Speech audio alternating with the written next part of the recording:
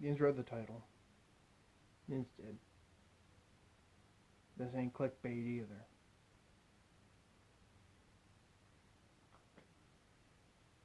So, let's go ahead and get into it.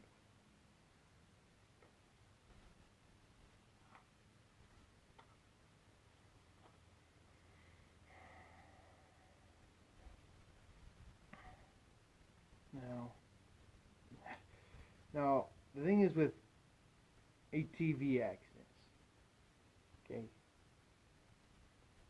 there's no middle ground when it comes to these. It's either good, okay, it's either, it's either like a broken leg, broken arm, or it's he's not getting out of the hospital for a while, if at all. And it's about time for those who are curious, right? I'm gonna tell you the story, okay? I'll tell you this right when I'm about to begin.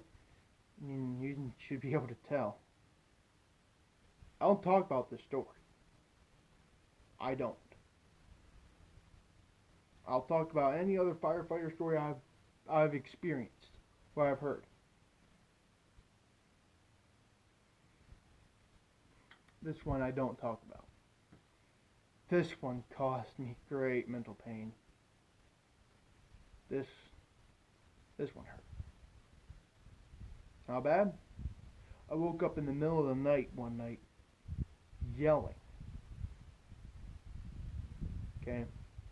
It was a stormy night. Now, of course, I was sleeping out in the living room because that's one of the things I do. If it's a stormy night, I sleep out in the living room with my dad. Okay? So that way we would have a quick response, out of our house, This one.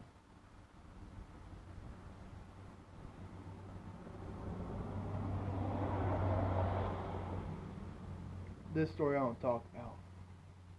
But anyway, for those who are curious, I woke up screaming, "Get back!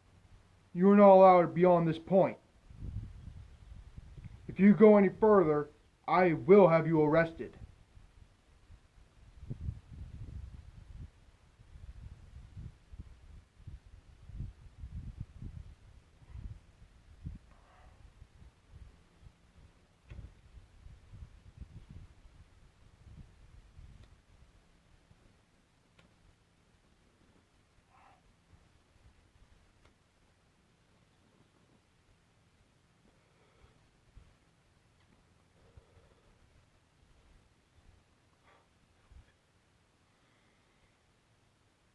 ATV accidents are the worst. They are. Trust me. I haven't been on many, right? But the ones I've been on,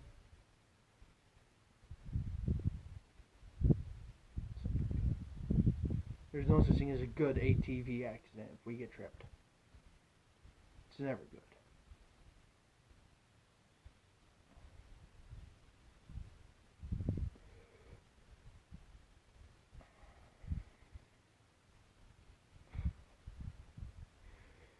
ATV accidents are worse because chances are we have to go into the woods looking for them.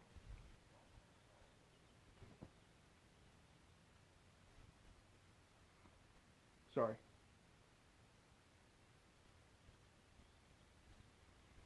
Okay. And we have to pull them out, right? And don't get me wrong, not all of them are dead. Not all of them will die. But can't say it wasn't a good portion. Can't say it wasn't. Now, the story I'm about to tell you, alright? And I'm gonna make this warning right now. This is a warning. If you think you're gonna get a nightmare, click off the video. Do it. Okay? The reason I say that is because I told this story to somebody, right? He was a good friend. Keyword is was. After I told him that, I get a call from him the next day. Fuck you. Don't ever talk to me again.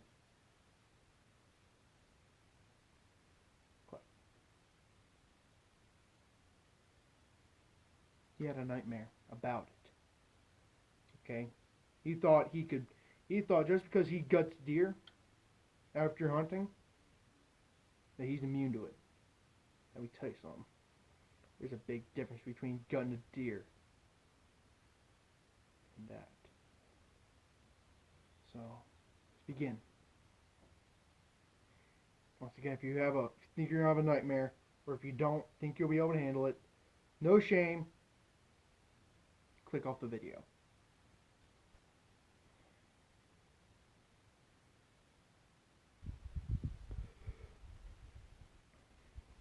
For those who stayed, let me tell you something. I don't think I've ever told this story to my closest brothers. I don't think I've ever told Garrett this. Don't think I've ever told John this. Don't think I've ever told Eric, Gino, David. I don't think I've told anybody about this. Because it was a battle I just recently won. The reason I'm saying this is because if you're watching this and you think that firefighting isn't that bad, this might change you. This might turn you off from firefighting. Okay, ready? Let's begin. He was at the Mowing Sportsman Club. It's one of their big events, field day.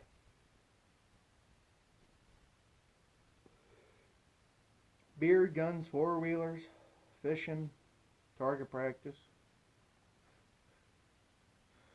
It's a big shindig.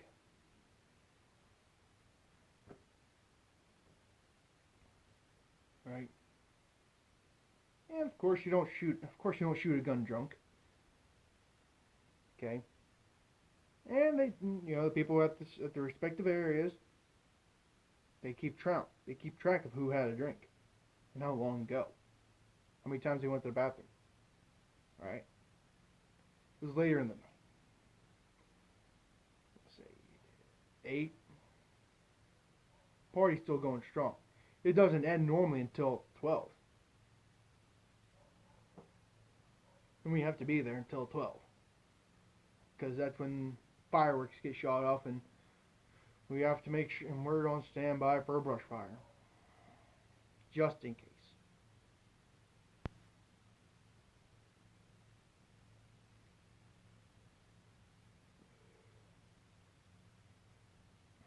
When the officials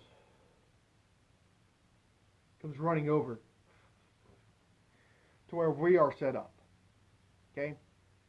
And there's a solid amount of us there. After all, this, for anybody who's been at the Mowing Sportsman Club, it's not a small area at all. Well, anyway. So anyway, we're there, shooting the shit,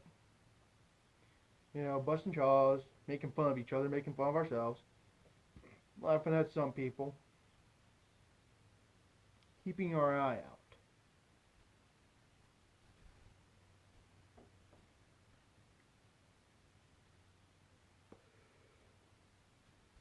Right? That's normally what happens. I've been at that event two times before that, before this event, right? Doing exactly what I'm telling you right now. Shooting the shit. Alright? I just packed a lip.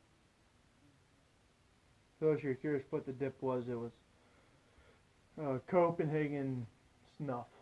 Oh, that stuff. That stuff's good. That's actually why I don't do it anymore. Yeah. So, anyway, we get tripped. Well, the guy comes running over to us. One of the officials. He's got one of those badges. He has a badge attached, clearly denoting him as one of the rangers there. Bolted over to us. I don't pay him any mind. After all, we're set up right beside the Porter John, so maybe he has the shits. No. He comes over, does that to our table. We all look at him. What the fuck? Get ready. You have a call. Right now. The guy just told me he's calling 911 right now. Get ready. What is it? He finally spout. It was an ATV accident. The guy, we don't know how long the guy's been down. We just saw somebody. Get ready. One of those kind of deals, right? I jump up, get my gear on.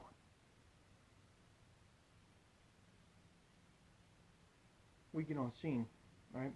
And mind you, we are hauling ass in vehicles, right?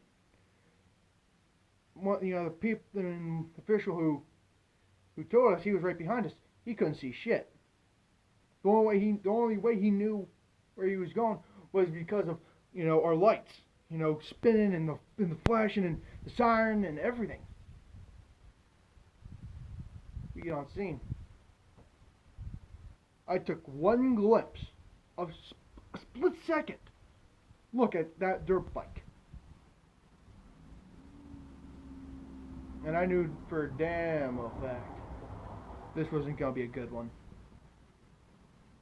I've only been to one other ATV accident before that. Guy had a broken leg.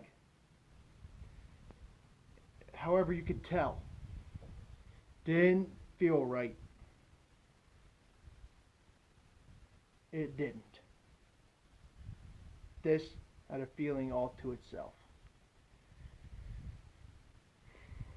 Well, anyway, I get off, right, and I've got traffic control wands, and I've got a flare in my pocket, my cargo in my bunker pants pocket, right hand side. Angled that way I could just grab it, pull the top off, lick it, light. Okay?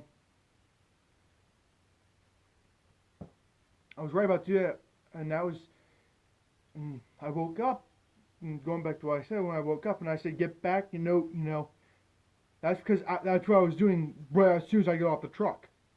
As soon as I got off our rescue. People came back, wanted to get to a certain area they want to see. No. That's my job to see. Your job is to turn around and go back. My job is to help. You don't. And this guy came up and I hit it. I hit his four-wheeler. And when he got up, I got right in his face and I yelled, do that. The moment he did that, one of the officials came up and smacked him. Okay? The guy actually got his four-wheeler actually hit my knees. That's why I hit him. Okay? For those who know me, I'm not a violent person. I've got violent, I have thoughts of, doing something. But I don't do that. I don't go out being an asshole hitting people's vehicles. I respect. He didn't. And when the official came up, he got one hell of a smack down. He actually hit the ground. And I don't think he's part of there anymore because he pretty much got kicked out instantly from that.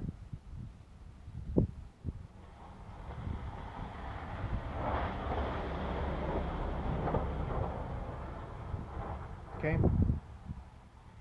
This was and right off the bat, when he said, and the ranger said, I'll take care of these assholes.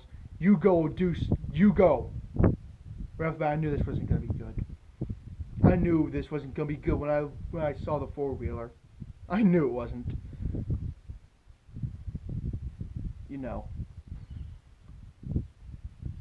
So anyway, I go, and my chief said, nobody goes on that access road now. Go. You got it, boss. Baton's on. I've got the flare cap. All right, for those who aren't aware, the flare cap has two parts. All right, the striker is on the cap itself. You have to flick, pull off, then strike. I've got that. I don't remember even taking the top part. I don't even remember taking off the top cap. I don't remember that. It was like that when I looked down. Nobody was coming. No ambulance was available. They were off doing some other things. Overdoses, so on. The nearest one was in Butler County. Granted, it was the close side of Butler County, but still Butler County. This is before, McGonigal opened up their ambulance service.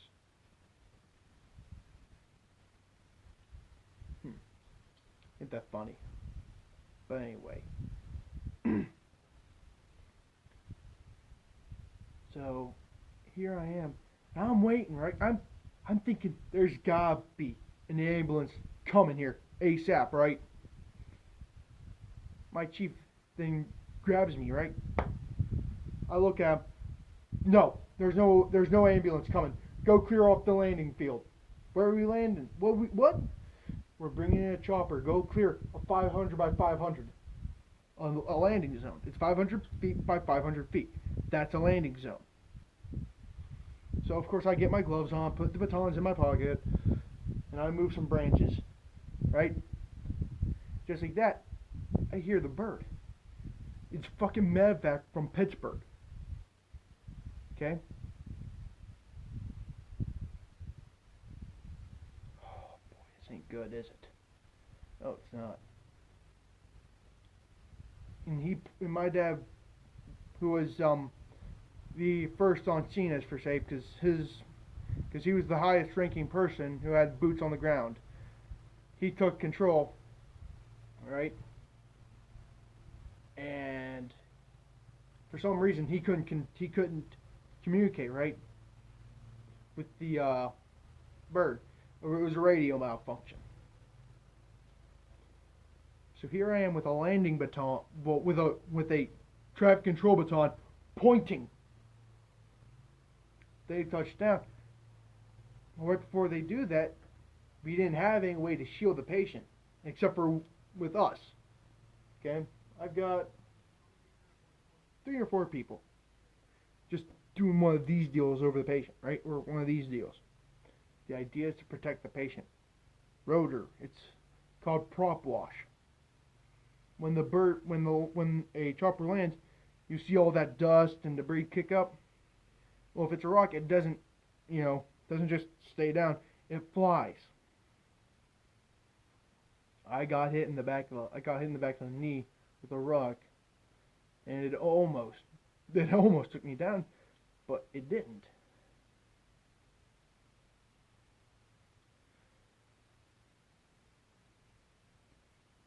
So, once the bird landed, I of course rushed over to, the bird.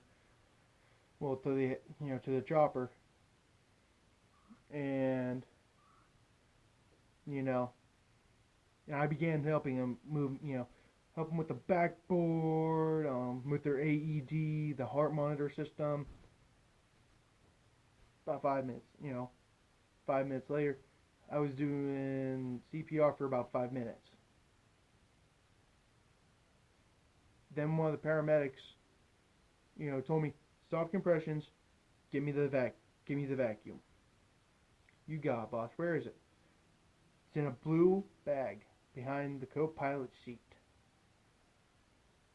I remember hauling ass to that, grabbed it. Thankfully it was fully zipped. Thankfully it was zipped, because if it wasn't, everything was gonna go. It was one of those, grab and haul ass. Okay. And when I got there, when I got there, I instantly fell to my knees. I actually fell forward a little bit, caught myself, and she started saying, hook up the blue wire to the red, to so on, and okay, you got it. Hit the blue button. Boop. The reason that they had the vacuum is because there was vomit and blood in his lungs. Not good. Even worse was his head.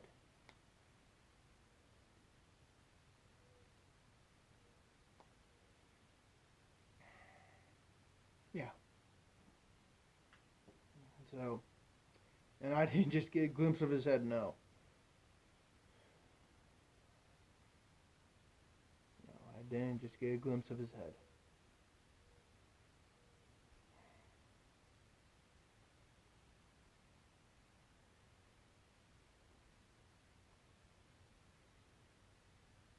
Anyway. They put him into a medically induced paralysis. What does that mean? He's paralyzed. He's in a medically induced paralyzation state, pretty much. He can't even breathe on his own. Well, the thing is, with the chopper that they had one of those automatic CPR things, machines, just thump, thump, going. And it was one of the. And I remember hooking, just doing the straps and tying it, and bringing it over it, and thinking to myself, this is something else. All I could think of. I didn't even think. There was no thought to it. Just.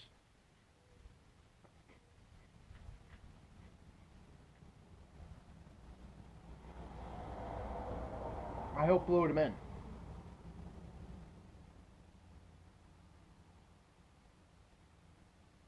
Anyway, I'm moving the backboard for our Kubota. That's what we moved him in. And I put it on, and I look at my hands. There's blood and vomit on my hands. Oh, this is not good. Not from doing the chest compressions or hooking anything up, it's because it was laying in the board itself. And my hands are covered in it. We get back, you could tell we were all beat to shit.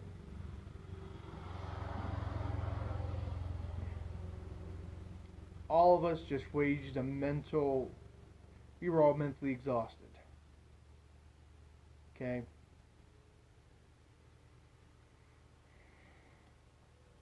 And I go into their kitchen in their main building. What are you doing here? You should. I show my hands right there. I'll wash my hands.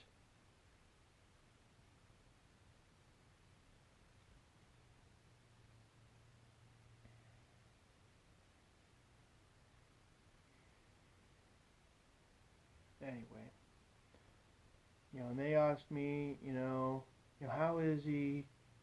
I'm not at liberty to say that. I'm not. Okay.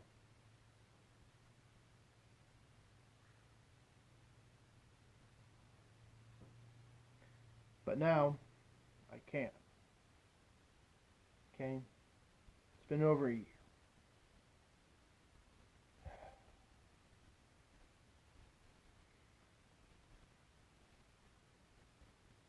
The guy was flown to Pittsburgh. Okay? Because that's where medevac helicopters land. They don't land at St. E's, which would have been faster. They don't land at Sharon, which would have been not as fast as St. E's, but a little faster than Pittsburgh. They landed at Pittsburgh.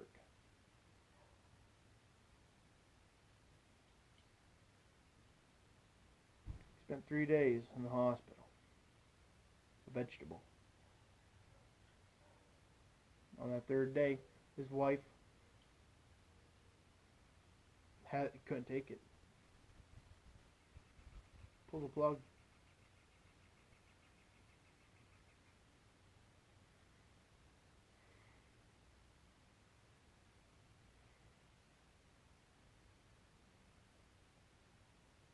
Now I don't tell that story. Alright? I tell stories that most of the time are funny. You know, funny firefighter things. You know, kind of like the beer keg mobile.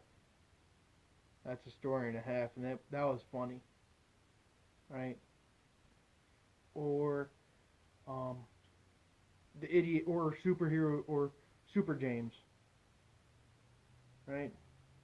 That he was a firefighter with us, and he was retarded.